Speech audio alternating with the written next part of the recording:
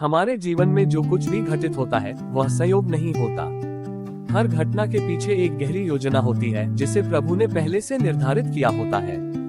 यह विश्वास हमें कठिन परिस्थितियों में भी शक्ति और सहनशीलता प्रदान करता है।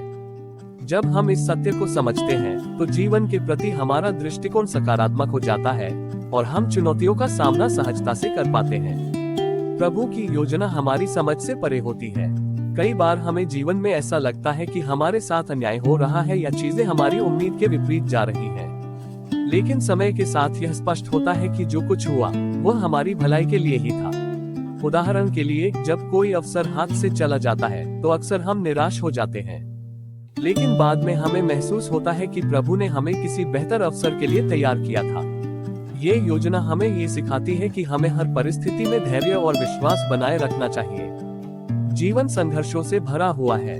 हर व्यक्ति अपने जीवन में कभी न कभी कठिन परिस्थितियों का सामना करता है।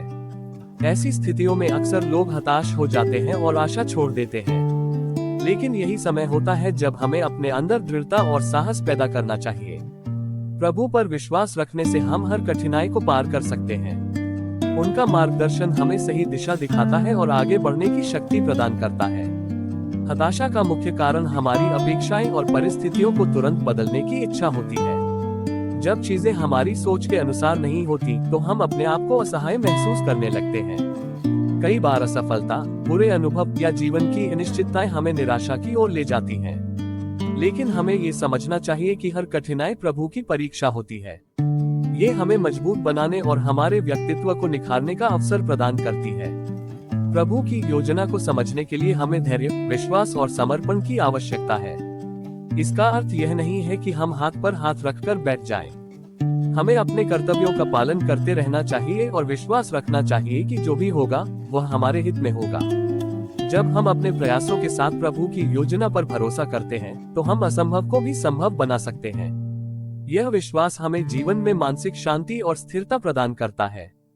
प्रभु की योजना हर पल हमारे जीवन को दिशा देने का काम करती है। जब हम इस सत्य को स्वीकार करते हैं तो जीवन की हर घटना को सकारात्मक दृष्टिकोण से देखने लगते हैं। कठिनाइयां हमें मजबूत बनाती हैं और सफलताएं हमें विनम्रता सिखाती हैं। इसलिए हमें हर परिस्थिति में ईश्वर की योजना पर भरोसा करना चाहिए और अपने कर्तव्यों को पूरी निष्ठा से निभाना चाहिए।